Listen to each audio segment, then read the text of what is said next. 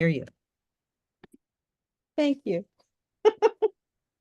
On behalf of Tse Chen Ling, welcome to the January 25th, 2024 class of FPMT Basic Program. This is the first class of the Ornament for Clear Realization, Chapter 4, with Venerable Sangye Khadro. There's a detailed bio and a complete description of the class, as well as that detailed bio of Venerable on our website. I just want to say how happy we are and honored as a center to be able to host this class. And thank you everyone for being here and making this possible. One favor I wanted to ask of everyone is, if possible, please leave your camera on. It just makes for a nicer class and a more community feeling, if that's possible. I know some people are joining from overseas or, don't have a good internet connection and it's not possible.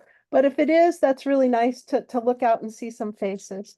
Anyway, now I'm going to lead us in prayers.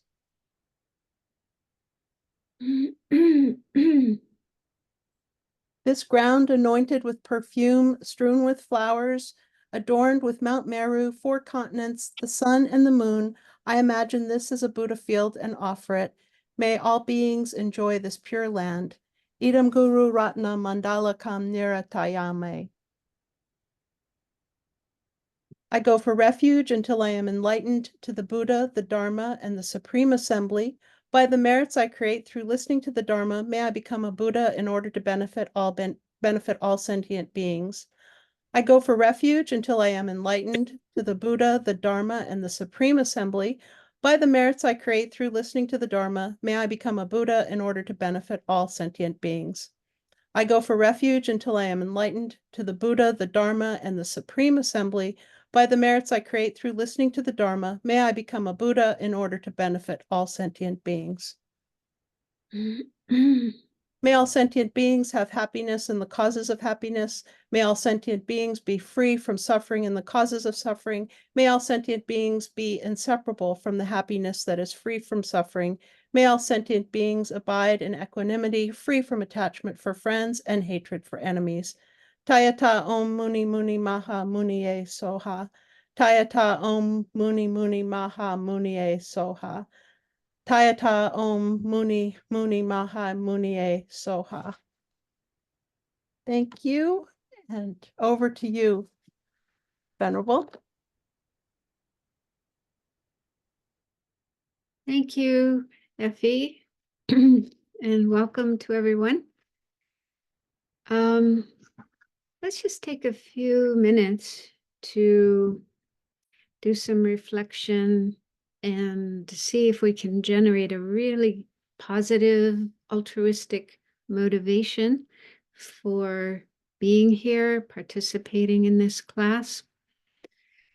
So we are about to start looking at a wonderful text, considered a very, very important text in the Tibetan tradition.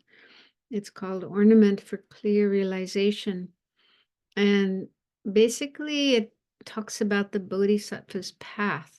It goes into great detail with what someone needs to do in order to follow the bodhisattva's path, which culminates in enlightenment, Buddhahood. And as we know, or hopefully everyone knows, Buddhahood, enlightenment, full enlightenment, is the highest state possible. It's a state of mind that is totally free of everything negative. So all negative aspects of the mind, all mistaken, faulty aspects of the mind, all obscurations, totally gone forever, and they will never arise again. And in addition to that, it's a state of mind in which all positive qualities have been fully perfected. So that includes love, compassion, wisdom, patience, concentration. So every possible good quality that exists in our minds is developed to its highest degree and fully perfected, fully purified. So it's the most perfect, most positive state of mind that can exist. And everyone has the potential to attain it. Every sentient being, every being with a mind can make their mind an enlightened mind. It takes time, it takes effort, it's not easy, but it's possible, it's doable. And we are in a very, very special situation, having a human life, human body, human mind, human intelligence, and having the opportunity to learn about enlightenment and how to attain it. Most sentient beings aren't in such a good situation. They have so many sufferings, problems, difficulties. So they're just not in a situation where they can learn about enlightenment and, start practicing to reach enlightenment. And so um, we need to make good use of our situation, this opportunity that we have, this precious human life, and do it not just for ourselves. Enlightenment isn't something we attain just for ourselves, but it's to be attained for all living beings. So the correct motivation to have for working for enlightenment is helping all other living beings become free of suffering and achieve happiness, and eventually, ultimately, achieve that highest state of enlightenment.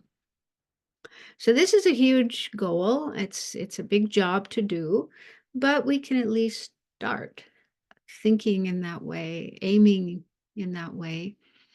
And so it's good to have that as your reason, your motivation for learning about this text.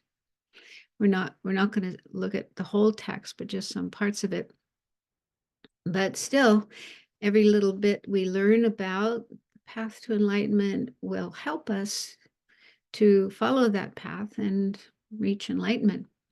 So see if you can have a sense of altruism, of wanting to benefit others as your reason, your motivation for learning about this text. So you can think, by learning more about this text, the Ornament for Clear Realization, may this help me get closer to enlightenment so that I can be of benefit to all other living beings, or at least as many as possible. To really try to feel the wish to use your life, your time, your energy, and especially your study and practice of Dharma to benefit other beings.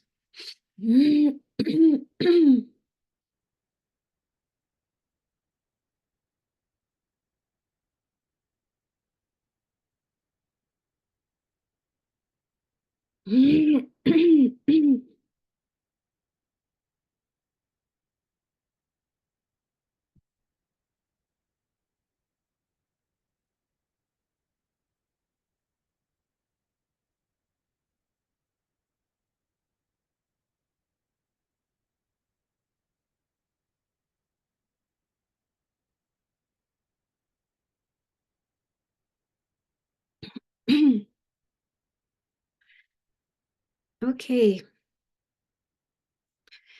So this course is part of the FPMT Basic Program. So it's one of the modules of that program. And we're looking at just one chapter of this text called The Ornament for Clear Realizations. And the class will go on for about 12 or 13 weeks. We'll see how things go. And so we'll meet each week for 2 hours, and we'll have a break. 2 hours is kind of long, so there'll be a break halfway through, 5-minute break. And I'll try to leave some time at the end for questions. You can also email questions to Effie.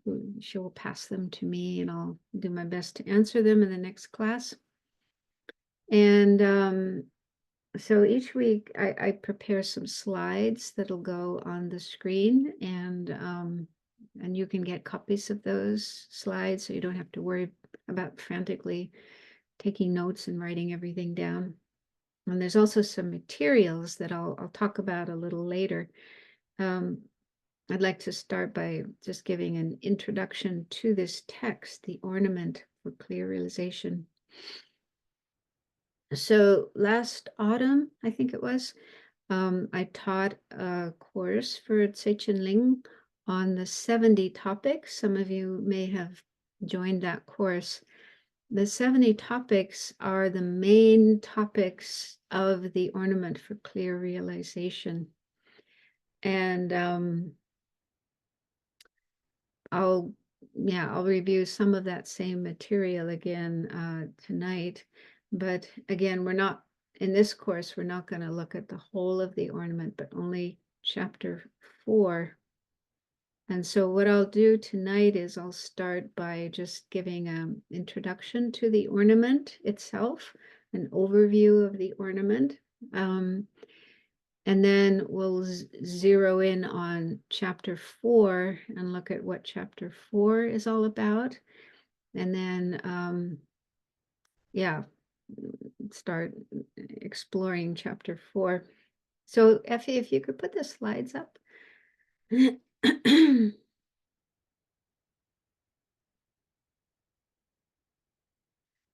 Okay. So this is a picture of a statue of Maitreya Buddha, who is said to be the author of this text, The Ornament for Clear Realization. And I think this statue may be in Ladakh. I haven't been to Ladakh, but this is, I think, quite a famous statue, and it's quite huge. And as you probably know, there was a plan to build a large Maitreya statue, Lama Zopa Rinpoche. I'm not sure where that is at, if it's still happening or not, but you've probably heard of Maitreya, and maybe you've seen pictures and statues of Maitreya. Okay, next slide.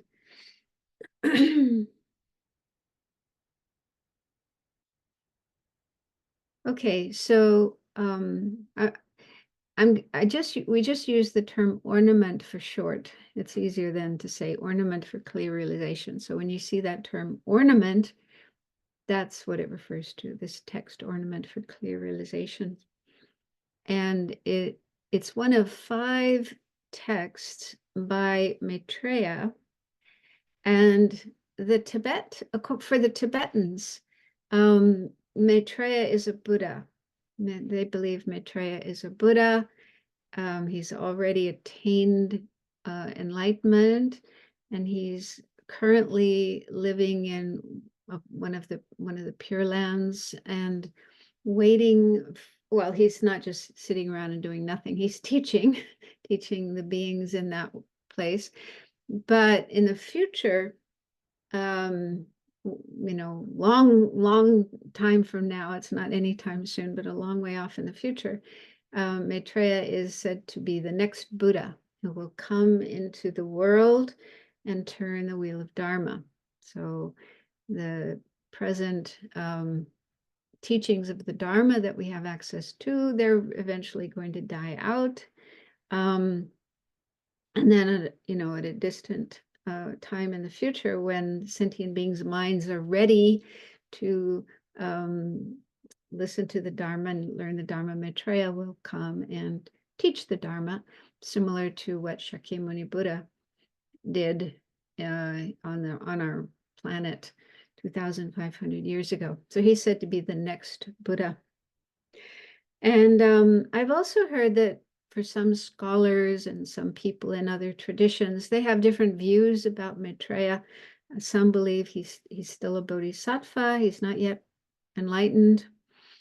And also with regard to him being the author of this text and the other texts attributed to him, there's some notion that it's actually a human being who wrote these texts, not a Buddha. So I'm in no position to say one way or the other, but anyway, what the Tibetans believe is that it was Maitreya who authored these texts. And you may have heard this story about a Sangha. A Sangha was a great Indian master. He was the brother of Vasubandhu. And I think, yeah, he lived in the 4th century of the Common Era. And a Sangha was trying to understand the meaning of the Perfection of Wisdom Sutras that the Buddha taught. And he was having a difficult time understanding. So he had this idea of going into retreat and in retreat, meditating in retreat, that he might be able to meet Maitreya, Buddha, and ask him for teachings to help him understand the Perfection of Wisdom Sutra. And so there's a long story. You've probably heard this story. The Lama's left to tell it. But I won't tell the whole story. But anyway, in the end, after meditating for 12 years in this cave and sometimes getting very discouraged and frustrated and leaving, but then having some sign that indicated he had to continue meditating, he shouldn't give up. Finally, after 12 years, he did actually leave the cave. And then he saw this dog that had a wound on its body and was, just looked really horrible. But there's so much compassion arising in Asanga's mind. He felt this incredible compassion and wanted to help the dog. And so there were maggots on the wound eating the dog's flesh. And he also had compassion for the maggots. He didn't want to harm them. And so he thought, okay, I'll take them off with my tongue. And then I think one version of the story says he even cut off a piece of his own flesh to give to the maggots so that they would have something to eat. And so he was really, moved by great compassion. And then when he was, approaching the dog to take off the maggots, the dog disappeared and Maitreya was there. And so the meaning of this story is Maitreya was actually with him all along, but Asanga had obscurations in his mind that he wasn't able to see Maitreya. And this act of compassion, this great compassion that he felt for the dog and for the maggots, purified his mind so that he could see Maitreya. And so then the story is that Maitreya took Asanga to Tushita.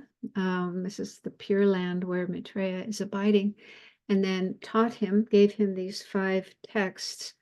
And then Asanga came back to this world and disseminated these 5 texts and also wrote commentaries to them. So that's the background to this story. And yeah, for the Tibetans, it's considered a very, very important text. In the Gelugpa monasteries, like Sera Monastery and so on, the monks and nuns spend about 6 or 7 years just studying this text with various commentaries and debating on it and so on.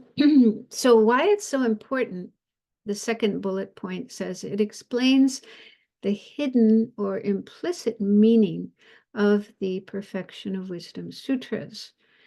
And that hidden meaning is the vast practices and realizations of bodhisattvas. So the Perfection of Wisdom Sutras, there's a number of these. Some are very long, some are very short. For example, the Heart Sutra, you're probably familiar with the Heart Sutra. That's a Perfection of Wisdom Sutra. So in general, the Perfection of Wisdom Sutras, these are teachings given by the Buddha. Mainly they talk about emptiness. They teach how all phenomena are empty of inherent existence. And that's said to be the explicit meaning of the Perfection of Wisdom Sutras. In other words, what's mainly talked about, what's obviously talked about in the sutras is emptiness. But then it's said that there's also this hidden or implicit meaning contained in the Perfection of Wisdom Sutras, and that is the actual stages that the bodhisattvas go through as they are progressing to enlightenment, what it is they have to do, how they get from one stage to another, and so on. And so so this text, the Ornament for Clear Realization, elucidates or unravels or clarifies this hidden meaning. Now, what a bodhisattva actually has to do to progress to enlightenment. And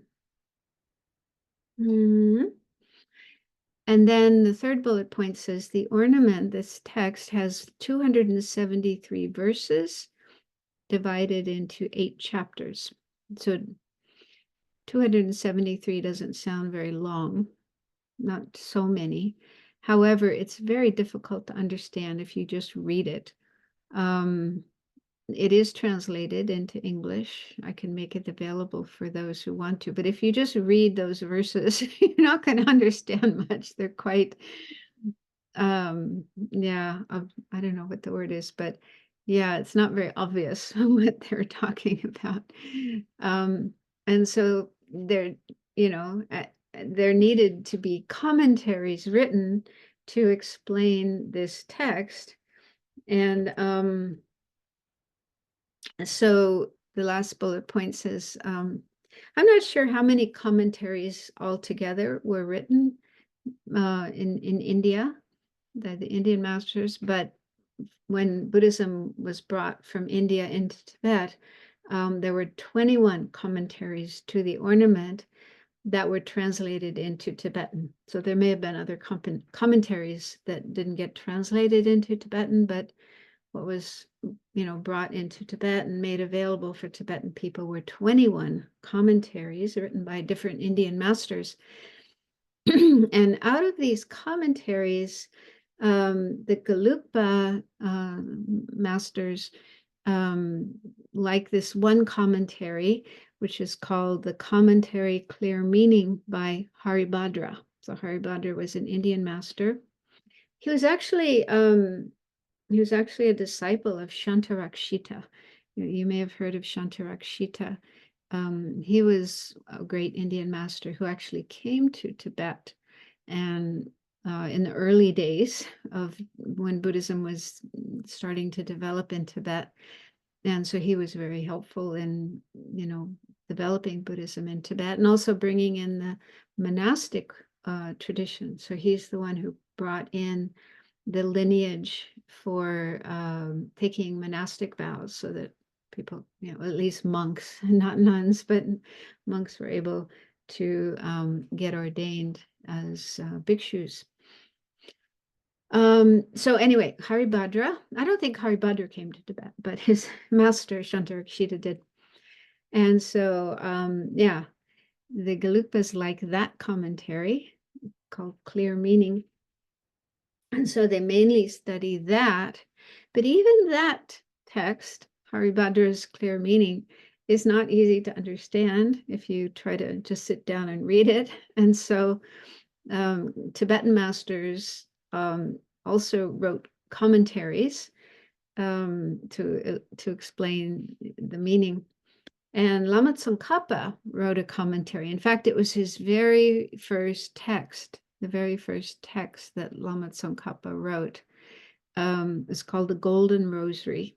And this is a commentary to the Ornament for Clear Realizations. I think he was just in his early 30s. He was still quite young, but was still by that time an incredible master. He had mastered the teachings of the Ornament.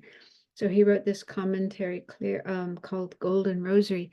And it's been translated into English. I think it was Gareth who did this translation. Gareth Sparham. Some of you might know him. He has translated teachings at Tse Chen Ling. Yeah, so there's a commentary by Lama Tsongkhapa. But what I've heard is that Gyaltsab Je, he's one of the main disciples of Lama Tsongkhapa. He also wrote a commentary to the Ornament, and they actually prefer Gyaltsab Je's commentary. I could be wrong about this, but what I've heard is that because Lama Tsongkhapa's commentary was written quite early on in his career, he was still kind of young. And as time went on and he studied more and meditated more and so on, his views of things changed. And so by the later part of his life, that is the time when Gyaltsab wrote his commentary. And so it's believed that because Gyaltsab was so close to Lama Tsongkhapa, that Gyaltsab's commentary actually represents the final views of Lama Tsongkhapa on this text, which might vary a little from his earlier views. I don't know if that makes sense to you, but anyway, yeah. So in the master's program, FPMT master's program, we study the ornament. It's usually the first text that is studied in the master's program, and so we studied it along with the root text, Ornament for Clear Realization, plus Haribhadra's commentary, Clear Meaning, plus Gyaltsab's commentary. So we have a translation. Tosu Gi, who was also a translator at Tse Chen Ling in the past, she made a translation of, it's kind of a 3-in-1 text. It's a very thick text that's got, the ornament root verses, and then Haribhadra's commentary, and then Gyaltsab's commentary. And so that's how, when I studied in the master's program, that's how we learned it. And then in the Tibetan monasteries, the Gelugpa monasteries, like Sera Monastery, they also have other commentaries they study. For example, Jetsun Chukyi Gyaltsen wrote a commentary that would be studied in Serajay. Some of that has been translated. Actually, yeah, Sugi also translated chapter 4 of Jetsun Chukyi Gyaltsen's commentary. And some of this will be made available to you. I'll talk a little later about the materials that you can study. So this is just like, background to the text, the ornament. Then let's see what's next. Next slide. So the ornament has 8 chapters, and each chapter deals with a particular subject, and these 8 subjects are called 8 categories. Sometimes they're also called 8 clear realizations, but there's a little trick about that related to that. I'll talk about it at the end, but to be on the safe side, it's better to call them 8 categories. And so let's just look at these. So the first chapter is about the exalted knower of all aspects. And that is another term for omniscient mind, Buddha's mind, enlightened mind. So the exalted knower of all aspects means Buddha's mind, enlightened mind, that knows everything, sees everything, is just omniscient. So that's the main subject of the first chapter. And the first chapter is actually the longest chapter in the book, in the whole text. It's a very, very, very long, and has a lot of different, really, really interesting material in it. And each chapter also is divided into topics. That's where we get the 70 topics, because if you add up all the topics in all the chapters, it comes to 70 topics. So in the first chapter, there are 10 topics. And so these topics, just to give you some idea, among the 10 topics in the exalted knower of all aspect, I think the first topic, if I remember correctly, is bodhicitta, how to develop bodhicitta, which is actually called mind generation in this text, Semkye. And So you learn about bodhicitta. And then the second topic is called Mahayana instructions. And these are like the teachings, the instructions that a bodhisattva needs to learn in order to follow the path. And included among them are the two truths, conventional truth, ultimate truth, the four truths, four noble truths, and the three jewels of refuge. And so you go into some really wonderful and interesting material in that first chapter. And then the second, chapter 2, is called Knower of Paths. And Knower of Paths is bodhisattvas' realizations, basically, the realizations that bodhisattvas need to develop. And that has 11 topics. So those of you who did the 70 topics course might remember some of that material. We just kind of briefly went through the 70 topics, but I tried to focus on some of the topics that I thought could be more practical, things that we could, understand and relate to.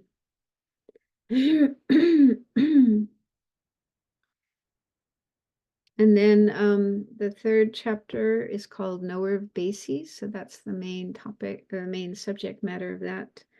And that has 9 topics.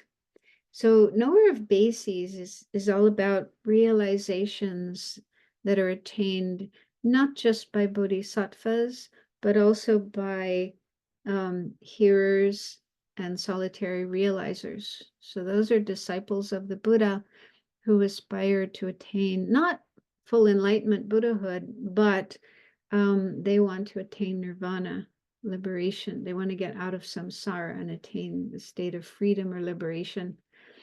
And so in chapter 3, you learn more about hearers and solitary realizers and what kind of realizations they attain. And bodhisattvas need to attain those realizations too. So this is one thing I found very interesting when I was studying it, because a bodhisattva's goal is to become a Buddha, fully enlightened. And why they want to become a Buddha is to be able to help all sentient beings. And what that involves is helping sentient beings to become free of suffering, especially the lower realms, the unfortunate rebirths. But not just that, they want to help sentient beings get free of samsara and attain, freedom, liberation, nirvana, and eventually lead all sentient beings all the way to Buddhahood, full enlightenment. But not all sentient beings are ready to aim for enlightenment right from the beginning. For some sentient beings, that's too difficult to think about attaining Buddhahood. That's too hard, takes too long, and so on. So there are some sentient beings who aspire to attain just nirvana, just freeing themselves from samsara. So for them, that's a more reachable, a more doable goal. And so that's why there are those paths, the path of the hearers, those who want to attain hearers, enlightenment, which is basically nirvana, and also solitary realizers. That's another kind of person who aspires to attain nirvana. And so since there are beings who have that kind of proclivity, that kind of,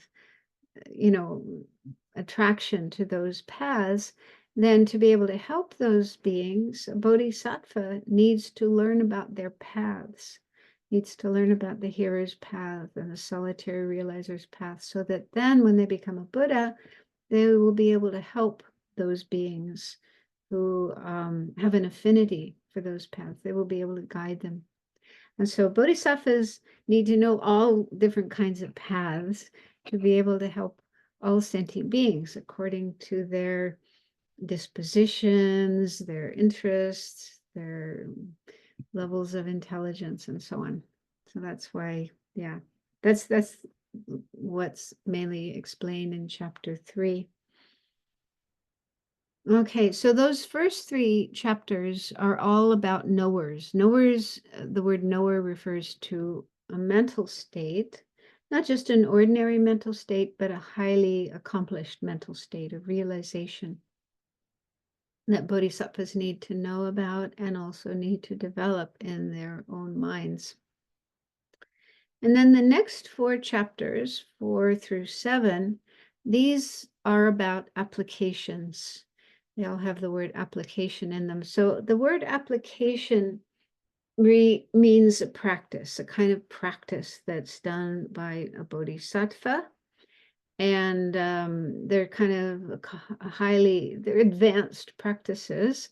So these practices require at least the attainment of calm abiding, shamatha, and sometimes on top of that, also special insight. So a bodhisattva who has attained calm abiding and special insight, then on the basis of those attainments, they engage in these practices. And they are these 4 types of applications explained in chapters 4 through 7. Their practices used by bodhisattvas to be able to attain the realizations explained in the first 3 chapters, those 3 types of knowers: exalted knower of all aspects, knower of bases, knower of paths. So how bodhisattvas attain those is explained in chapters 4 through 7, these different applications. So chapter 4 is called Application and Complete Aspects. It has 11 topics. And so an application, again, is a practice. And in this case, the application and complete aspects, this is a practice that involves cultivating 173 aspects.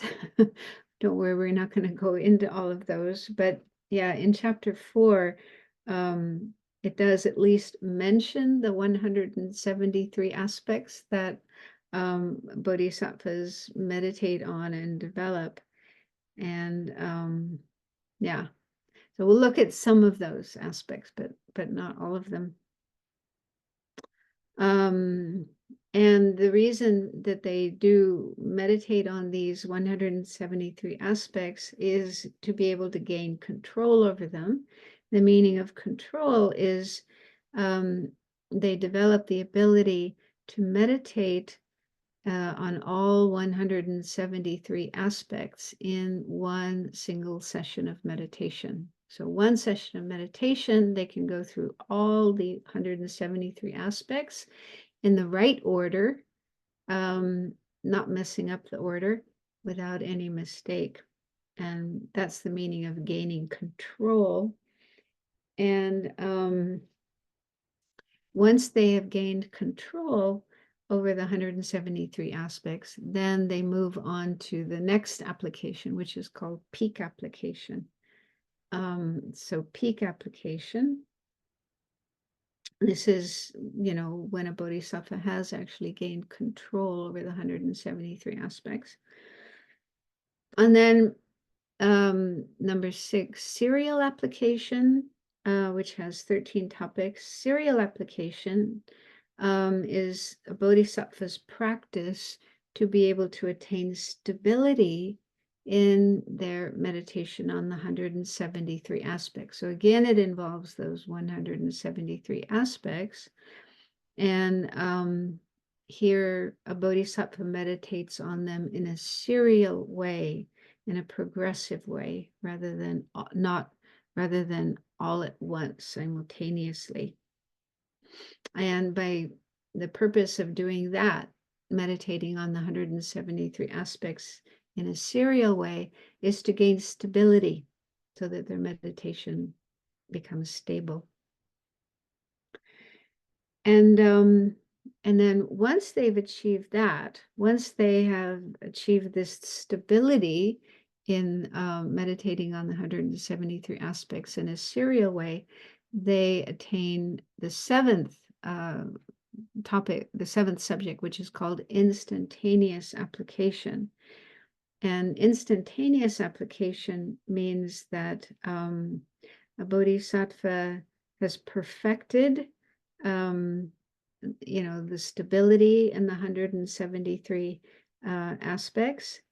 And this is attained only on the very last moment before Buddhahood. So instantaneous application. Yeah, it's just like one moment before they attain Buddhahood. So up until that time, they have been meditating on the 173 aspects and perfecting their ability to, meditate on those in a serial way as well as in a simultaneous way.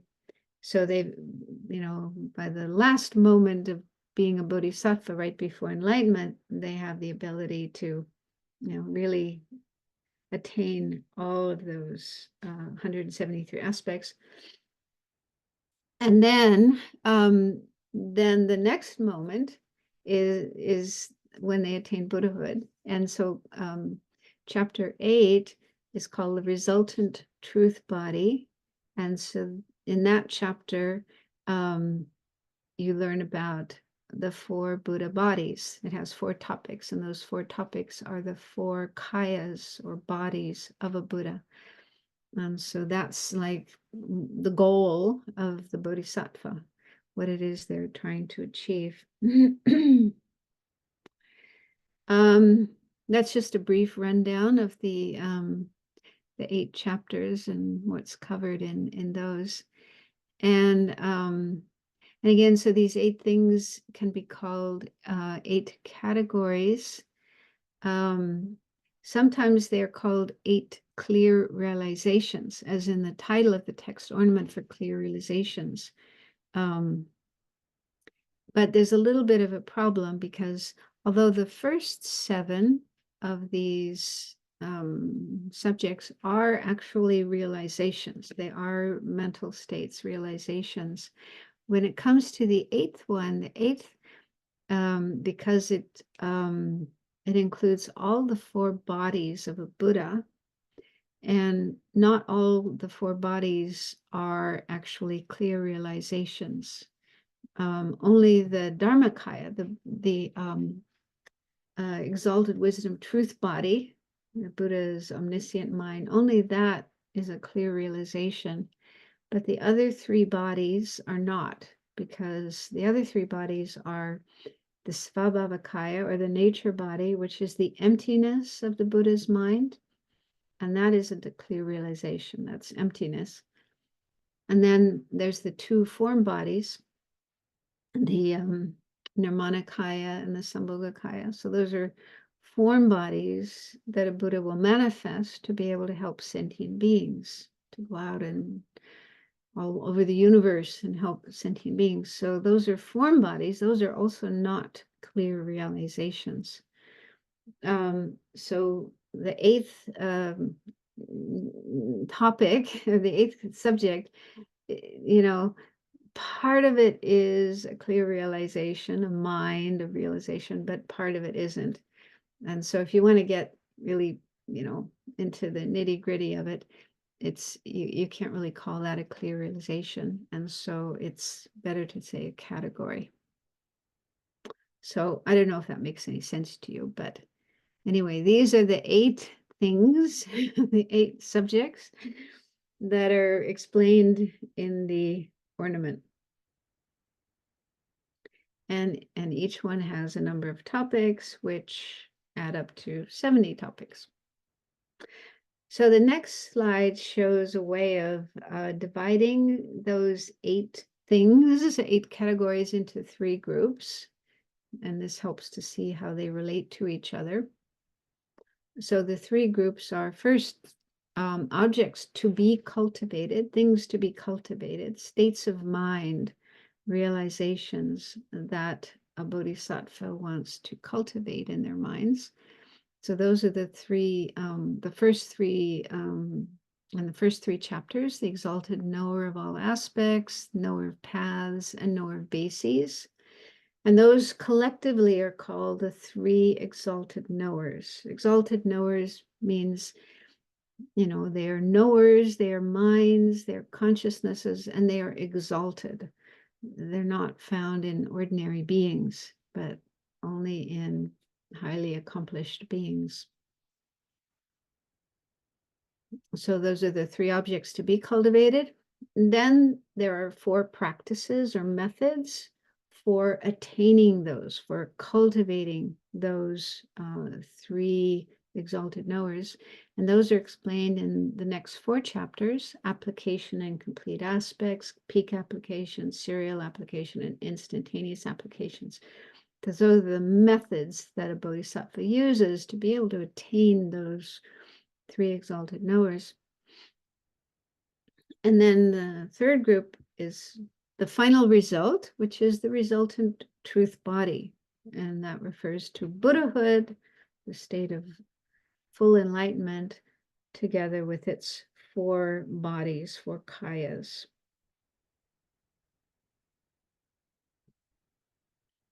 Okay, so that's just an overview of the ornament. And like I say, in the monasteries, Tibetan monasteries, at least the Gelugpa monasteries, they usually spend 6 or 7 years just studying this one text.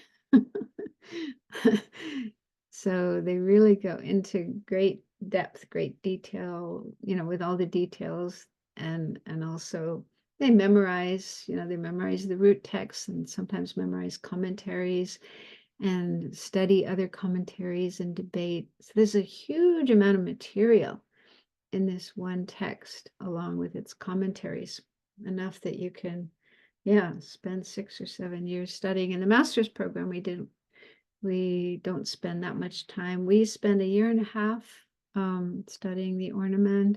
In some cases, they may spend 2 years, but much less than in the Tibetan monasteries. Okay, so then in this course, we are going to zero in on just one chapter, chapter 4, which is about application in complete aspects. And what I heard was that the reason Lama Zopa Rinpoche wanted people to study this chapter is because within this chapter is included the 37 harmonies with enlightenment, which you may have heard of. They're actually mentioned in the prayer for taking the 8 Mahayana precepts. So I'm sure some of you have taken the 8 Mahayana precepts. I took them today because today is the full moon. And in the prayer that you recite 3 times to, you know, promise to keep the precepts, it mentions the 37 harmonies with enlightenment. I'm just looking at where it says, yeah, it's talking about how the Buddhas in the past did all these various practices in order to perfect. Well, here it's called the 37 aids to awakening. So it might be translated differently in different texts. Sometimes they're called 37 harmonies with enlightenment, 37 aids with enlightenment, or aids to awakening. But anyway, apparently Lama Zopa Rinpoche wanted students to learn about these 37 harmonies with enlightenment. And since they're included in this chapter, then he wanted students to study this chapter. And I've heard that in some FPMT centers, when the basic program is taught, the teacher, like a geshe, it's usually a geshe, will explain the whole of chapter 4, all 11 topics of chapter 4. But that, you know, if you really want to do that, it takes quite a bit of time, and we don't have that much time. We only have 12 or 13 sessions. And so what I'm going to do is talk about these, just the 37 harmonies. I'll give an overview of chapter 4 and see how time goes. We might have time to look at the other topics of chapter 4, but mainly talk about the 37 harmonies, because within these 37 harmonies, there are some very important practices. For example, the 4 foundations of mindfulness, or the 4 establishments of mindfulness, which are really important practices for anybody who is following the Buddhist path. And so I'm mainly going to focus on those and look at how to meditate on them.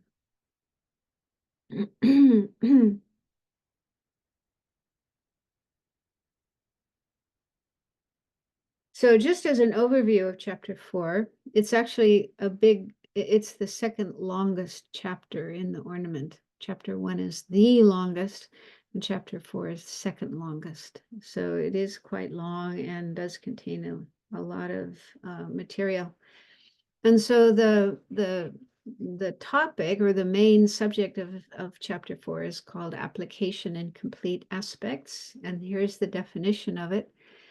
It's a bodhisattva's yoga conjoined with a wisdom that collectively cultivates the aspects of the 3 exalted knowers. And aspects means these 173 aspects. So bodhisattva's yoga in this context is not something you do physically with your body, like stretching and so on, but it's mental. It's a mental state, or a mental activity, which is either just calm abiding itself, or it's a union of calm abiding and special insight. That's quite a highly accomplished state of mind. And why a bodhisattva engages in this kind of yoga is to become a Buddha. They want to overcome their obscurations, clean out all the obscurations in the mind, and bring their mind to the state of full enlightenment, or Buddhahood. And then the word conjoined with. So conjoined means this bodhisattva's yoga is either that kind of wisdom, the wisdom that collectively cultivates the aspects of the 3 exalted knowers, so that wisdom itself, or another state of mind that is conjoined with, or supported by, or assisted by that kind of wisdom.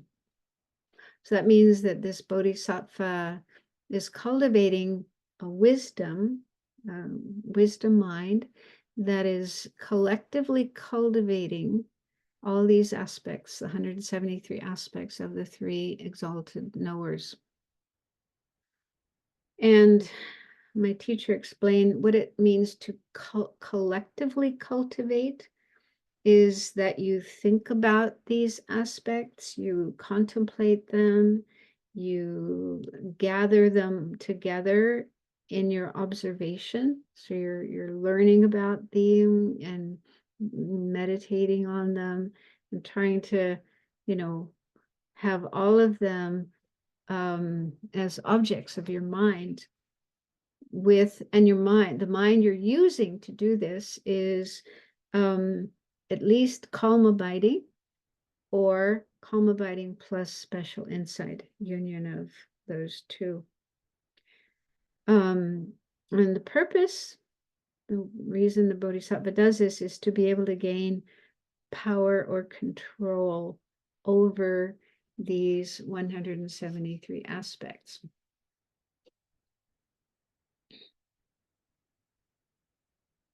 So what I understand is that a bodhisattva will first learn about the 173 aspects, like individually, and think about them, meditate on them. So they gain a proficiency in understanding and meditating on these 173 aspects, and then eventually they get to the point where they can have all of them in their mind at the same time. So there's 173 of these aspects, and within those 173 are the 37 harmonies. We're not going to go through all of them, but I'll just, introduce what they are.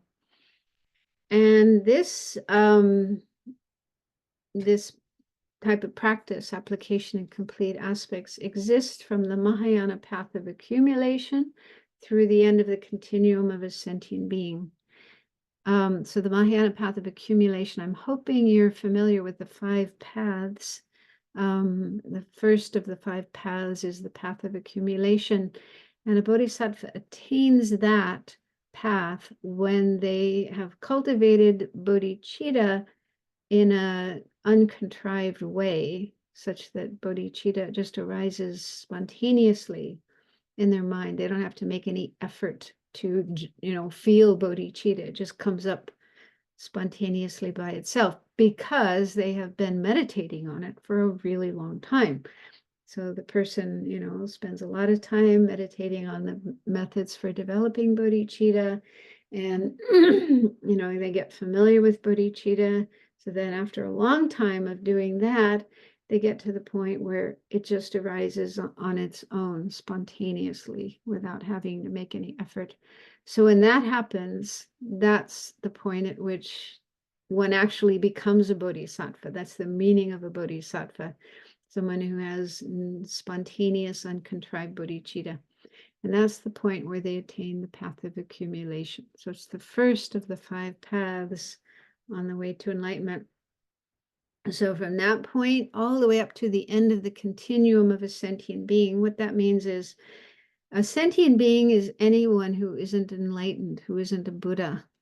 So a bodhisattva is a sentient being right up until the last moment before they become enlightened. And then in the next moment after that, they stop being a sentient being and they become a Buddha, an enlightened being. So this application and complete aspects exist the whole path of a bodhisattva, from the first moment when they become a bodhisattva to the last moment right before they become a Buddha. That's what it means. And it has 11 topics. So I did go through them briefly when I did the 70 topics course. I won't go through them all again here, but we'll see how time goes. We'll focus on the first of the 11 topics, and that's where we find the 37 harmonies, and we'll see if we have time to go through the others. And so with regard, wait, go back. With regard to the materials Effie sent you, I'll just explain those. So one of the files is called Ornament Chapter 4 BP Study Manual. So the study manual is something that was put together by some of the students who did the first master's program, and it's kind of a guide to chapter 4 of the Ornament, a bit like Cliff Notes when you're studying in school. It kind of gives you the main material. So the study manual covers the whole of chapter 4, and because we're not going to be doing the whole of chapter 4, you don't need to read all of that. However, you might want to. If you have time, you're welcome to read the whole of the study manual. In fact, at the beginning of the study manual, there's a lot of background material that could be very useful for you about the ornament, how it was written, and then the overview of it. And so there's some very useful material in that study manual. And then another file that I sent you is just an extract from the study manual. And it's an extract that contains the material on the 37 harmonies. So because we're mainly focusing on that, it might be useful just to have that part of the study manual, the 37 harmonies. And then a third file is called Ornament Chapter 4, Roltso Extract. So Roltso is the name of the text by Jetsun Chukyi Gyaltsen. Jetsun Chukyi Gyaltsen's commentary to the Ornament, as I mentioned. Sugi translated that text, And it's quite extensive, and we don't really need all of it, but there's an extract from that text about the 37 harmonies. So that is available for you as well to read. So I think those are the three texts that you were sent today. But mainly I'm going to be, showing slides and talking about the material, and then the those files are things you can read on your own. Okay, so we've reached the halfway point of our time. So how about we stop at this point and have a 5-minute break? And then after 5 minutes, we'll continue with the rest of the material.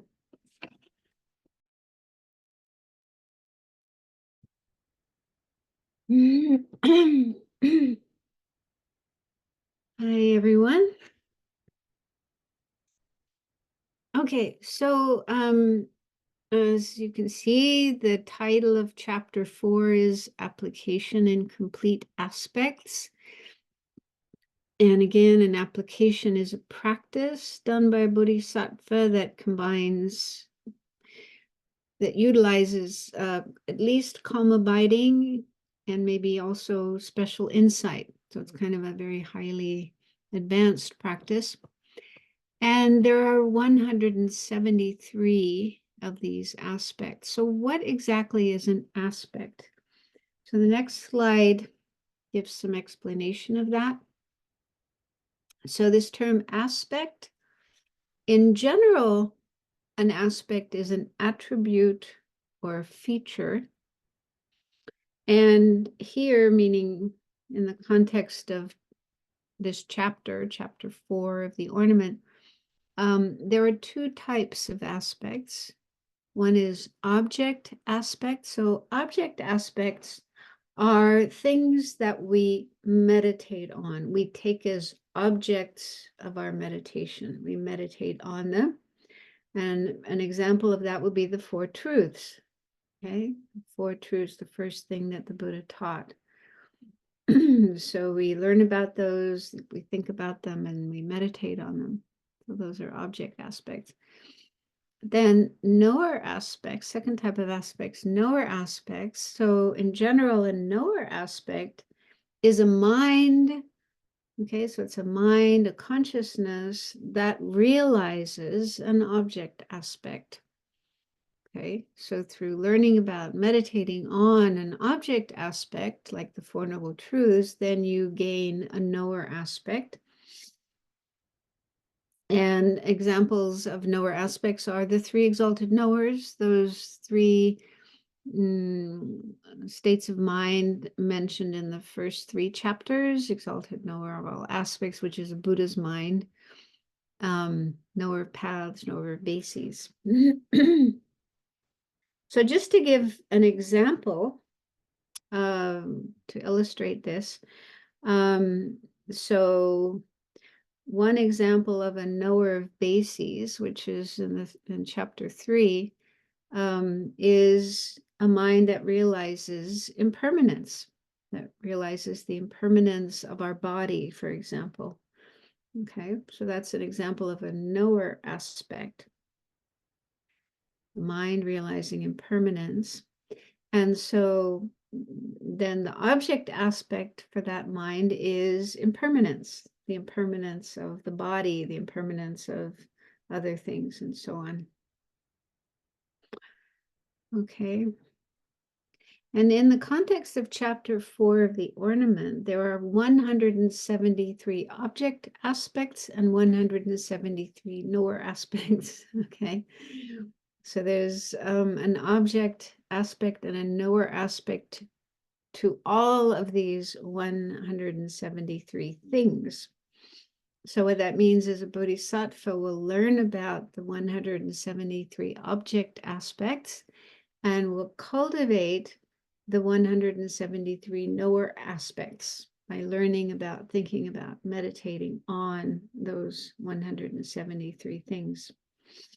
So for example, impermanence, one of the examples of these is impermanence. So impermanence, the changing nature of things, the bodhisattva first needs to learn about it, meditate on it, and in that way they will generate a knower aspect that realizes impermanence. Okay, so what's on the next slide? Not sure if my notes are corresponding with this. Okay, they're not. Okay, so let's go on. So 4.1, this means chapter 4, topic 1. So remember, there were 11 topics in chapter 4. So the first of these 11 topics is this one. It's called Knower Aspects of the Antidotal Class. Okay. And so there's a definition of what this is. It is an exalted knower that is able to overcome its discordant class. So this term discordant class refers to a state of mind that is erroneous, that is mistaken, that sees things incorrectly.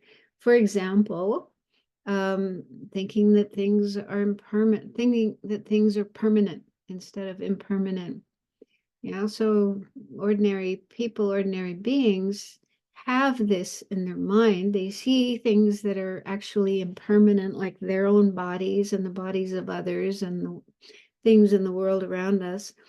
So in fact, in reality, all these things are impermanent. They're changing every single moment, and they're not going to last forever. They're eventually going to go out of existence. So that's the truth. That's the reality. However, we ordinary beings don't see things that way, and instead we see things as permanent, unchanging, and they're going to be there forever. This is like wishful thinking, we want our bodies to always be there and be the same. We want other people, our loved ones, our friends, our pets, we want them to always be there and not change and not disappear. So we have this grasping at things as impermanent, and that's erroneous. That's an erroneous state of mind, and that's an example of a discordant class. So that term discordant class just means some state of mind that we have, which is wrong, and also keeps us in samsara. So these wrong states of mind that don't see things correctly as they are, but sees things incorrectly, these keep us in samsara. They are the basis for generating afflictions like attachment, aversion, and all kinds of other deluded states of mind. And then we create karma, and then we get stuck in samsara.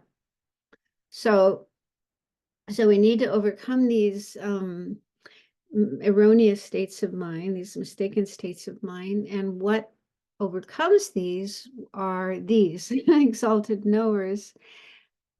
So, for example, the realization of impermanence. So, a bodhisattva will learn about impermanence, think about it, meditate on it, and eventually gain the realization of impermanence. And so that realization of impermanence is an example of this type of knower aspect. It's an exalted knower that is able to overcome its discordant class, the opposite state of mind, grasping at permanence. Okay, so then it has 173 divisions. So there's 173 of these knower aspects that serve as antidotes and enable us to overcome erroneous states of mind that keep us in samsara and keep us suffering. So these 173 aspects are divided into different groups. The first group are 27 aspects of knower of bases. So knower of bases, that was the topic or the subject matter of chapter 3. And the knower of bases is a realization in the mind of an Arya. It could be a bodhisattva or a hearer or a solitary realizer. And just examples, some examples of these 27 aspects. There are said to be 4 aspects for each of the 4 noble truths, making a total of 16 aspects of the 4 noble truths. So those are included in those 27 aspects. And so these type of realizations are found in the minds of all Aryas. Aryas are those who've gained a direct realization of emptiness. And then the second group, 36 aspects of knower paths. And so these knower paths is the subject matter of chapter 2. And these are realizations that are only in the minds of bodhisattvas, not hearers or solitary realizers. Only bodhisattvas have knower paths. And so there's 36 aspects of those. I won't go into them. The third group are 110 aspects of exalted knower of all aspects. So the exalted knower of all aspects, again, that's the topic for chapter 1, the subject matter of chapter 1, and that's Buddha's mind, omniscient mind, the mind of a Buddha. And so these 110 aspects only exist in the mind of a Buddha. They're exclusive to the Buddha's minds. However, there are similar states of mind to them that also exist in the minds of bodhisattvas and also hearers and solitary realizers. And so these 110 aspects of the exalted knower of all aspects are divided into 3 groups. The first group are the 37 aspects, similar to those of hearers. And these are this is another term for 37 harmonies. So these are the 37 harmonies, which we're going to focus on in this course. And they're listed under the aspects of an exalted knower of all aspects, but they are similar to those of hearers. So you've probably heard of, for example, the 4 foundations of mindfulness, 4 establishments of mindfulness. There's different ways of translating that. That is one of the most important topics of meditation in the Theravada tradition. There's lots and lots of books about it. There's retreats. And so it's a big subject, an important subject in the Theravada tradition. And some people might think, oh, that's just for those people. We're on the Mahayana path. We're following the Bodhisattva path. We don't need those. And that's not true. Bodhisattvas need to develop those for foundations of mindfulness as well. So these 37 harmonies, which are here called 37 aspects similar to those of hearers, these are common to all practitioners, whether you're following the path to nirvana, liberation from samsara, or you're following the bodhisattva's path to enlightenment. We have to know these and practice these. So they're very, very important. And that's probably why Lama Zopa Rinpoche wanted people to learn about them. So both hearers and bodhisattvas, all practitioners learn about those, meditate on them, and they culminate in the mind of a Buddha. So in the mind of a Buddha, and in a fully enlightened mind, Buddha has those 37 harmonies, those 37 aspects in a fully developed, fully perfected form. And then, so that again, that's what we're going to be focusing on. But then the other 2 groups below that, 34 aspects similar to those of bodhisattvas. So what that means is that these are aspects of the Buddha's mind, the omniscient mind, that are similar to realizations of bodhisattvas. And just examples, for examples, are the perfections, 6 perfections, but there's also a list of 10 perfections. There's 4 additional perfections that we don't always learn about. So those are included in those 34. And then the last group are called 39 aspects that are uncommon. So what that means, uncommon means these are exclusive to the Buddha's mind. They're not found in anyone else's mind except for Buddha.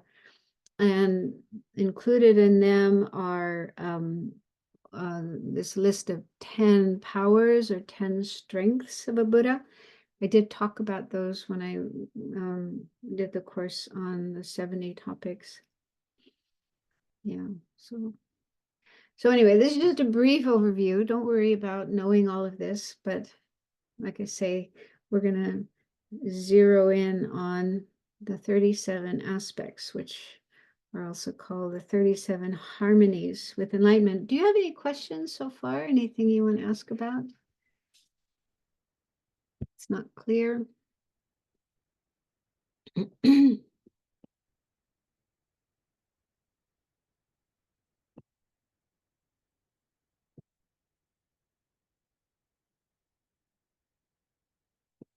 I don't see any hands.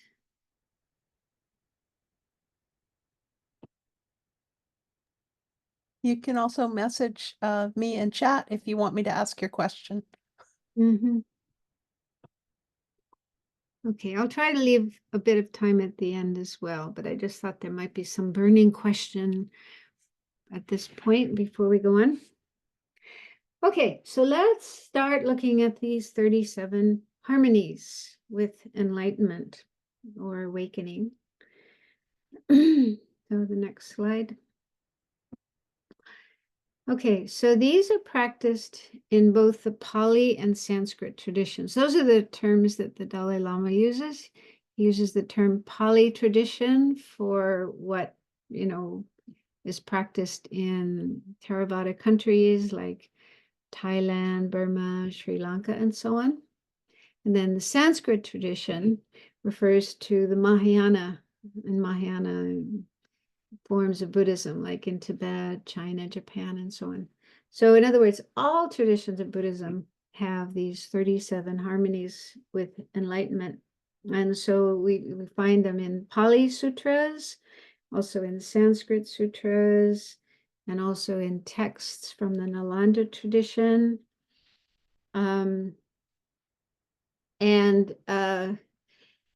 There's this series of books called the Library of Wisdom and Compassion that Venerable Thupten Chodron has been compiling, mainly the Dalai Lama's teachings, plus material from other traditions. So some of you may be familiar with those volumes. So far, 9 volumes have been published. There's one more on its way. But in volume 4 of that series, which is called Following in the Buddha's Footsteps, in that book, in the beginning of the book, there's a very extensive explanation of refuge, the 3 objects of refuge. And then it also includes an explanation of calm abiding, how to develop calm abiding. And then towards the end of the book, there's an explanation of the 37 harmonies with enlightenment from the Mahayana tradition. So there's not so many sources in our Mahayana tradition about these 37 harmonies. So that's one source. And in fact, I have an extract that I've prepared that I'll make available to you. But anyway, in that book, the Dalai Lama says, it's unfortunate that some practitioners of Tibetan Buddhism do not pay adequate attention to these 37. So here's a quote. He says, while the 37 harmonies are explained in Mahayana sutras and commentaries, they are not widely practiced among followers of the Tibetan tradition. This may be due to the fact that in the Indo-Tibetan tradition, these 37 practices are correlated with the levels of the 5 paths, which we'll look at in the next slide. So people think that they are to be done later after they have attained a path. So yeah, some people may think, oh, these are very high advanced practices, not for me. However, the Dalai Lama says, I've read a sutra that explained how to include them in our daily practice, even at the beginner's level. I would like to encourage Tibetan Buddhists to do these practices, especially the 4 establishments of mindfulness. They can be meditated upon with a bodhicitta motivation and the prasangika view of emptiness. Yeah, so we shouldn't have this view that those are practices that are done in the Theravada tradition. They don't belong in our tradition. This is the Dalai Lama saying, we should do them. We need to do them. And then the second bullet point says that they are so called, the reason they're called harmonies with enlightenment is because they are necessary for the attainment of enlightenment. And the word enlightenment, we usually use that word enlightenment for Buddhahood, the full enlightenment of a Buddhahood. But the word enlightenment is also used for the highest attainments of the hearers and the solitary realizers, which isn't Buddhahood, it's nirvana.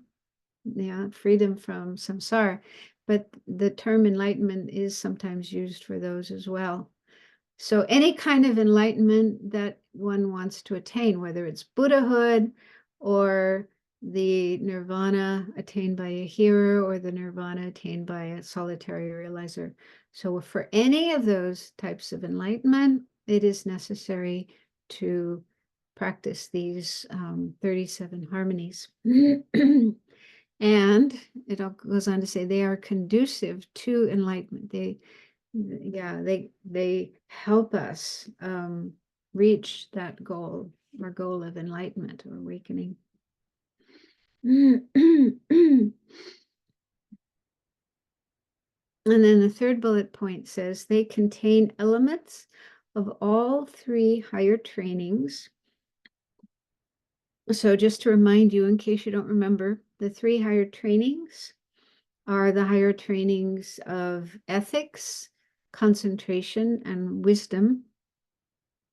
And those 3 things are said to be the main causes for attaining liberation from samsara, getting out of samsara. If we want to get out of samsara, not have to take rebirth anymore, not have to experience suffering anymore, the main practices we need to do are these 3 higher trainings, which are ethics, excuse me,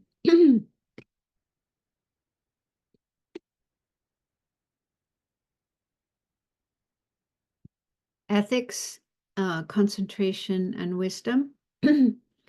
So when those are practiced with the goal of getting out of samsara, freeing yourself from samsara, attaining liberation, nirvana, then they're called 3 higher trainings.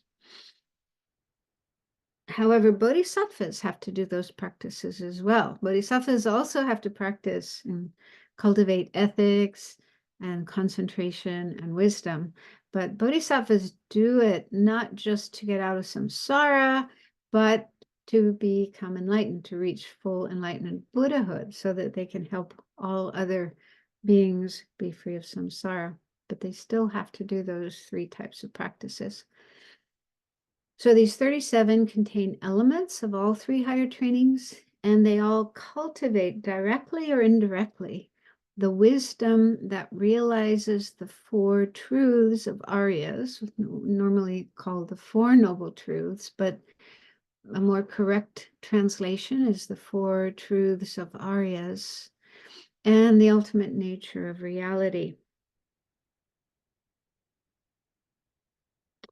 So here's another quotation from the Dalai Lama from that book, Following the Buddha's Footsteps. He says, in the structure of the stages of the path, I think he's referring to enlightenment, the Lamrim, the 37 harmonies with awakening are, or 37 harmonies with enlightenment, are described under the path of the middle level practitioner.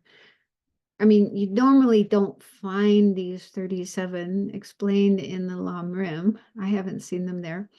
But that's where they belong. That's where they would go, is in the middle scope of the Lam Rim.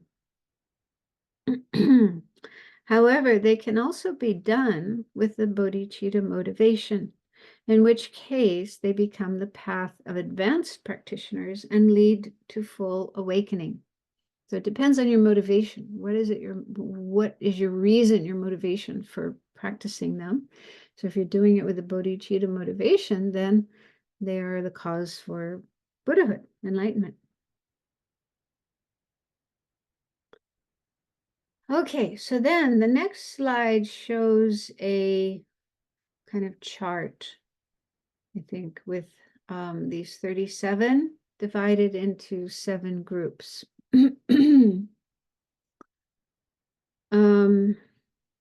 Okay, so the first group is called the 4 close placements of mindfulness, and other ways that they're translated are the 4 foundations of mindfulness, the 4 establishments of mindfulness. So different translators like to use different terms, but in our text, they're called 4 close placements of mindfulness.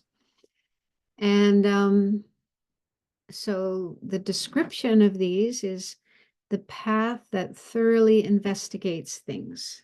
So these are paths that investigate. And the four close placements of mindfulness refer to developing mindfulness with regard to 4 objects.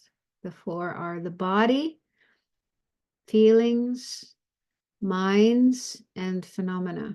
So we'll go into those more detail and look at how we can practice them. So when you're doing these practices, you're investigating those 4 objects, starting with the body, investigating the body. What is this body anyway? What is it made of? What is its nature and qualities and so on? And the same with feelings and so on.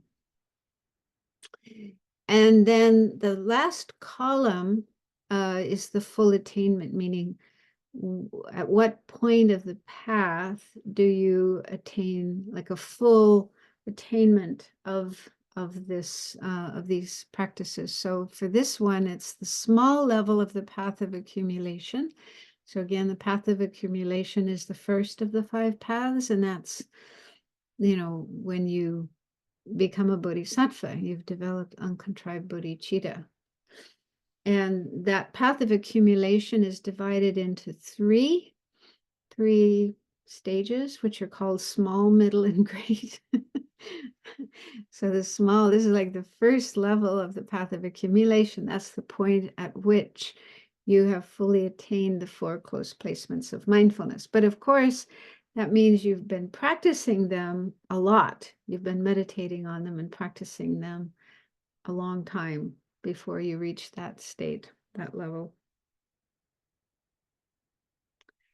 And then the second group are called 4 correct abandonings. And these are described as the path that arises from effort. And when that is fully attained is the middle level of the path of accumulation. And then the third group, 4 legs of magical emanation. We'll look at the details of these later, but just to go over them. That is the path that is thoroughly trained in meditative concentration. And that's fully attained at the great level of the path of accumulation. That's the last level of that path. And then number 4 or 5 powers. This is described as the path that prepares for clear realizations. And these are fully attained on the second of the 5 paths, which is called the path of preparation. And the path of preparation has 4 levels. The first 2 are called heat and peak. So that's the point at which you fully attain the 5 powers. And then number 5 is the 5 strengths. So the 5 powers and the 5 strengths are actually the same 5 things. They consist of the same 5 things, but there's just a difference in the way they're attained. So the 5 strengths are the path that connects to clear realizations. And the full attainment of that is on the last two levels of the path of preparation, which are called forbearance and supreme mundane quality. And number 6 is the 7 branches of enlightenment, described as the path of clear realizations. And this is attained on the path of seeing. The path of seeing is the third of the 5 paths. And that's a really important path. That's the point at which you have the direct realization of emptiness and become an Arya. And then the last group are called the 8 branches of Arya paths. And these are actually the Noble Eightfold Path. If you're at all familiar with the Theravada tradition, they talk a lot about the Noble Eightfold Path, which the Buddha also taught in his very first teaching. And so that's this one, the 8 branches of Arya paths. So this is described as the completely pure path of definite deliverance. And this is attained on the path of meditation, which is the 4th path. So that's just an overview, and we'll now focus on the first group, the 4 close placements of mindfulness. And we'll first look at that term mindfulness, because there's a lot of, I think, misunderstanding of what mindfulness is. So in the next slide. So mindfulness is used a lot nowadays. There's mindfulness apps, mindfulness magazines, mindfulness, and probably lots of different ideas about what mindfulness is. But and even within Buddhism, I have to say, even within Buddhist teachings, Buddhist texts, this term mindfulness is explained in different ways. But in the Tibetan tradition, let's focus on that. Mindfulness is said to be a mental factor, and it has 3 features. The first is its focal object is something familiar. So mindfulness is always focused on something. And it's a familiar object. It's not something brand new that you've never known about before. It's something you're familiar with. Second feature is the mind does not forget this object.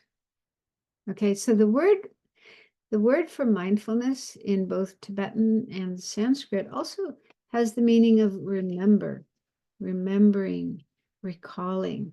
Okay, and so that's the real function of mindfulness, is to not forget, to keep something in mind without forgetting it, without losing it. Okay, so when mindfulness is there, it's functioning, it's active, then it causes us to not forget this object, this familiar object. And then the third feature is the function. The function of mindfulness is to prevent distractions. It, when it's there and it's functioning, then our mind doesn't get distracted from the object, but stays with it, remembers it, doesn't wander away to something else.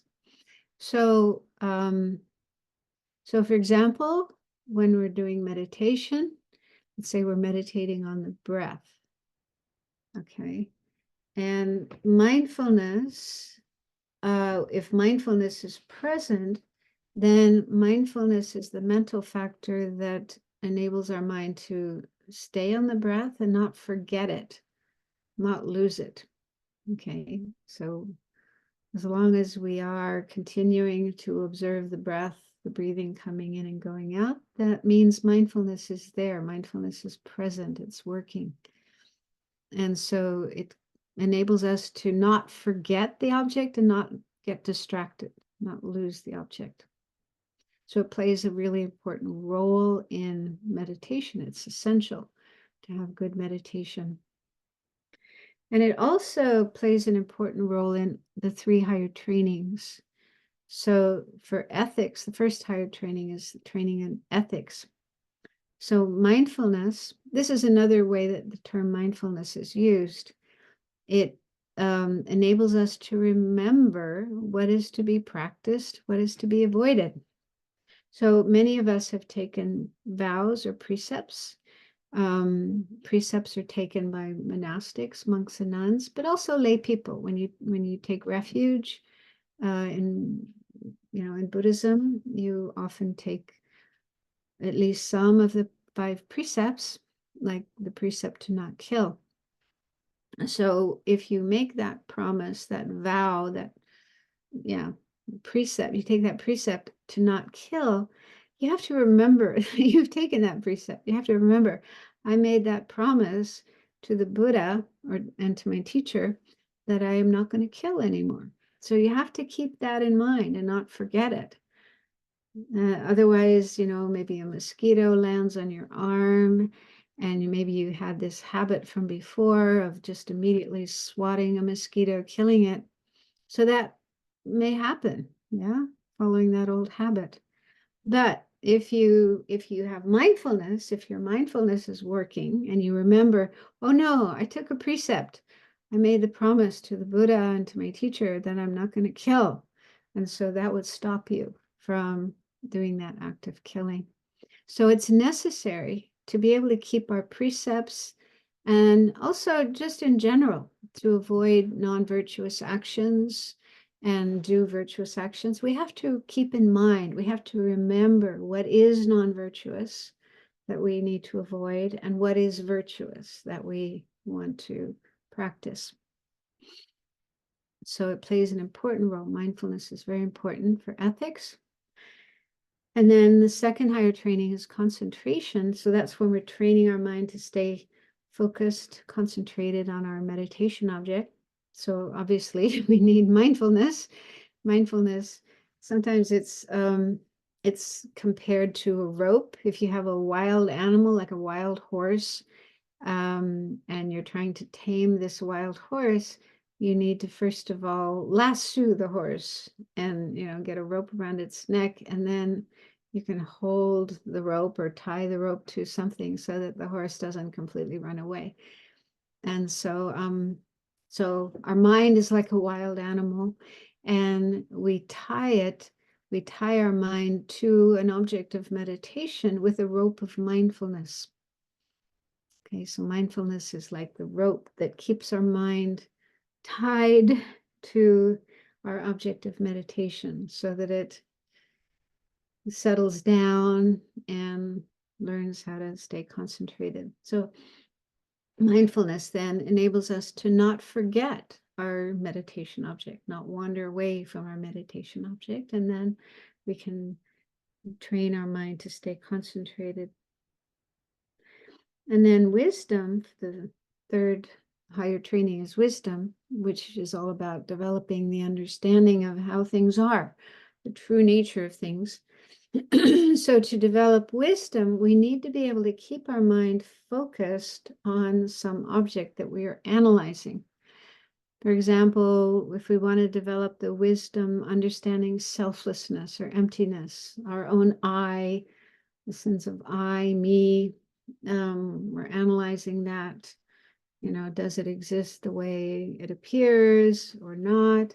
So we need to be able to keep our mind focused on that object so that we're really, analyzing it carefully and able to understand how it really exists and doesn't exist.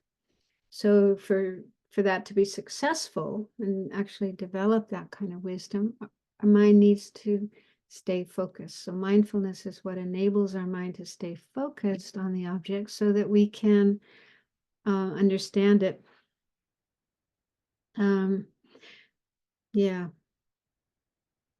Like, if somebody's trying to fix something, there's something that's broken and they're trying to fix it, and maybe the electricity isn't working, so they have a flashlight, or they have somebody next to them, holding the flashlight and directing the beam of the flashlight onto this thing that they're trying to fix. You want to make sure that that flashlight is steady. The beam of the light stays on that object that you're trying to fix. So if the person's, just playing with the flashlight and the light's going all over the place, it's not going to work. Okay, so that beam of the flashlight has to be steady and remain focused on this thing that you're trying to work on, and then you'll be able to fix it, get it fixed. Okay, so let's go on. We got just 2 more slides. Maybe we can finish. Okay, so that was an introduction to mindfulness, what mindfulness is. So now, close placements of mindfulness. So this other, kind of term about mindfulness. This is a definition from, the Ornament materials about what is meant by close placement of mindfulness. So it's an exalted knower, meaning it's consciousness, a mind, not just an ordinary person's mind, but an exalted one. So someone who's, gained some realization. So it's an exalted knower of one who has entered a path. So that means at least the path of accumulation, someone who has attained the path of accumulation. And it's included within either mindfulness or wisdom. So it could be mindfulness, it could be wisdom. And it meditates on these are the 4 objects that we focus on in this development of close placements of mindfulness. Bodies, meaning one's own body, but also bodies of others. Feelings, which is a mental factor that's ever present. We're always having some kind of feeling. Minds, other types of minds, other aspects of minds, and then phenomena. So phenomena means everything else that's not included in those first 3 groups. So those are the 4 objects that are meditated on. And so they're meditated, this close placements of mindfulness meditates on those 4 objects through examining specific and general characteristics of each of them. So there's characteristics of these 4 objects that are focused on and meditated on. So that's a general definition of close placement of mindfulness. And there are 4 divisions of it, 4 close placements of mindfulness on body, feelings, minds, and phenomena, in which mindfulness repeatedly focuses on the thorough investigation of their specific and general characteristics. So the next slide shows what are these specific and general characteristics. So the specific characteristics of each object are, first of all, the impurity of the body. Okay, so we tend to think our bodies are wonderful and pure, but that's erroneous. That's because we're not looking carefully, we're not thinking clearly about our bodies, and not seeing the impure nature of the body, but thinking our bodies are wonderful and fantastic, causes us to have attachment to bodies. And the attachment to bodies, our own bodies and other bodies, is one of the main things that keeps us stuck in samsara, creating the causes to be reborn in samsara again and again and again and again, and having this kind of body that experiences sickness and pain and eventually gets old and dies. And so it's important to understand that, the body as it is. And that doesn't mean developing aversion to the body. I'll go into that more later. It doesn't mean we hate our bodies. We don't want to do that. But just to overcome attachment and the not seeing them correctly. So the impurity of the body.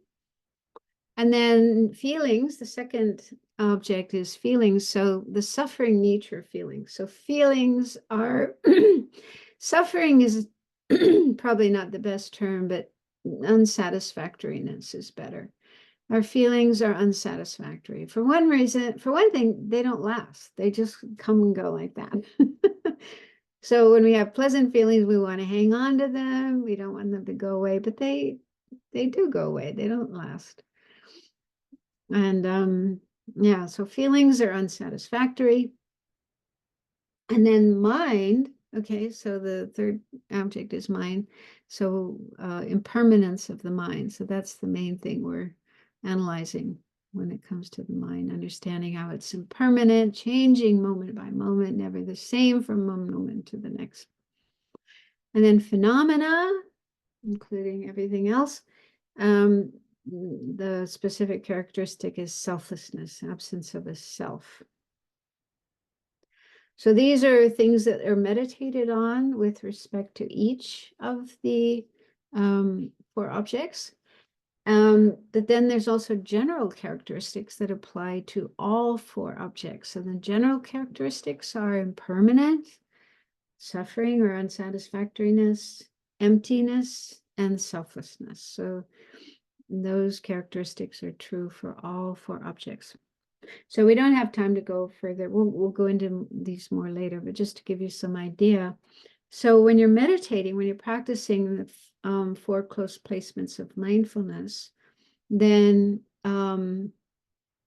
you meditate on them in these ways, not all at once, of course, but you go gradually. So we'll next week we'll start looking at the first of these, the body. And there's different ways of meditating on the body, starting with meditation on the breath. That's what the Buddha taught in the Satipatthana Sutra, the sutra on the close placements of mindfulness. The very first thing he taught was meditating on the breath, because in that way, our mind will learn to settle down, not be just wild and all over the place.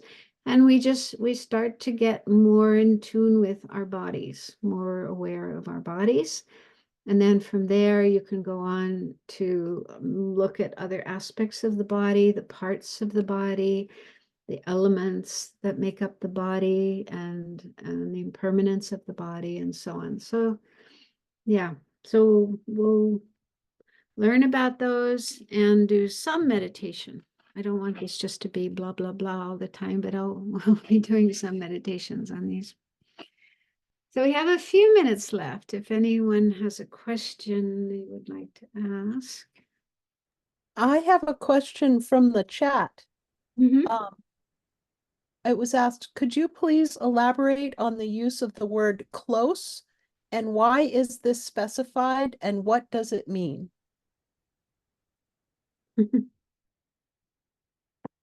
Well, like I say, that's just one way of translating the term. In Tibetan, the term is Nyershak Jenbe.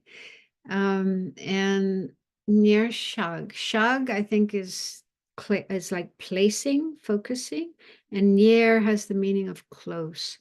But I don't really know why it's why the word close. Perhaps just what comes to my mind, I guess, is that we are paying very close attention to these objects, not just in a superficial way, but going really, really deep into these four kinds of objects, to analyze, to scrutinize, to investigate, to understand what they're really all about, how they really exist. Yeah, that's as much as I can say about that. Paying close attention, we could say. Yeah, placing the mind very closely, very, in a very focused way on these objects.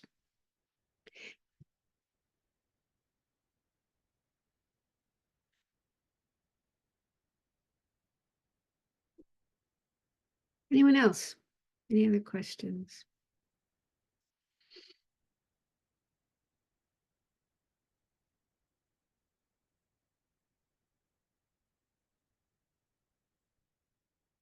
Trying to see everybody. Maybe it's just so much material that you're overwhelmed. Don't know how to ask a question. So tonight I'm mainly like introducing this subject, looking at the ornament itself, and then, the fourth chapter, and then going into these these 37 harmonies. So I think, in future classes, there won't be so much material. It'll be more, and I will try to make it more practical, how we can practice these things. Lynn. Hi, Lynn. Hi, yes, Kayla. How do you feel? How do you stay encouraged when you get down to the nitty-gritty of what it takes to be a Buddha? Because this is big. This is a lot. And when I first learned about Buddhism, it was like in this very lifetime. And you hear these teachings go, oh no, oh, this is going to be a long time. Many. So just kind of whatever you can do to kind of like, come on, Lynn, you can do it. Yeah, I know. I mean, the Dalai Lama, I just love the way he teaches because he's so positive and so encouraging. And I mean, he does say that it's important to think long term. Yeah. Even though there are these statements about attaining enlightenment in one lifetime, but that's very rare. I once heard him say maybe one person in a million can do that. It's not everybody. And I even hear him say, you should think long term. You should have a long-term vision. It may take many, many lifetimes, but I'm just going to keep working and keep going and keep practicing and eventually get there. That's a healthier attitude. And so, yeah, don't be in a hurry. Don't think I have to get there this lifetime, but I'm creating the causes. I'm taking steps in that direction, and I want to keep going in that direction, keep creating the causes, life after life after life. And eventually I'll get there. And also they say that, when you do start getting realizations, you're so happy. Like bodhisattvas are happy, joyful. They don't feel, oh God, this is so hard. I can't stand this. How long is it going to take? But because of their love and their compassion and their wisdom and all these other qualities that they're developing, they're joyful. And you see that, the Dalai Lama, he's just blissed out. Lama Zopa Rinpoche, blissed out. They're all blissed out. And so, don't think, oh, it's going to take forever and it's going to be so hard. Maybe in the beginning, you have to put in a lot of effort and you may not get so much, kind of immediate satisfaction or gratification. But if you keep going, eventually it does become blissful. And then you don't mind how long it takes, how hard it is. You're happy to do it. So we just have to, stick with the teachers. That's really important, especially in the beginning. Just hang on to their robes, hang on to their energy and don't give up. And if we keep practicing, then yeah, I think maybe even in this lifetime, we will feel a lot happier, a lot more energy and enthusiasm to keep practicing. Thank you. That's my experience. Yeah.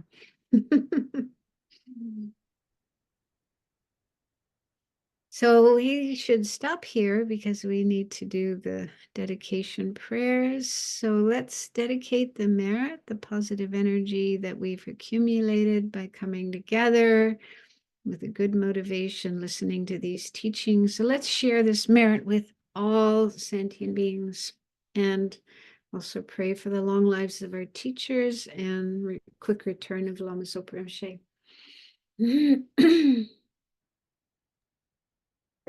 May the world be happy, the years good, and grains increase, the Dharma flourish, every happiness and bliss arise, and every wish in the mind be fulfilled. Due to the merits of these virtuous actions, may I quickly attain the state of a Guru Buddha and lead all living beings without exception into that enlightened state.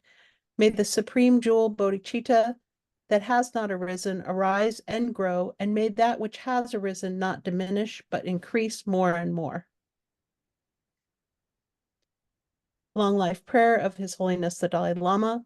the wish-granting, wish-fulfilling jewel, source of every single benefit and happiness in this world, to the incomparably kind Tenzin Gyatso, I beseech, may all your holy wishes be spontaneously fulfilled.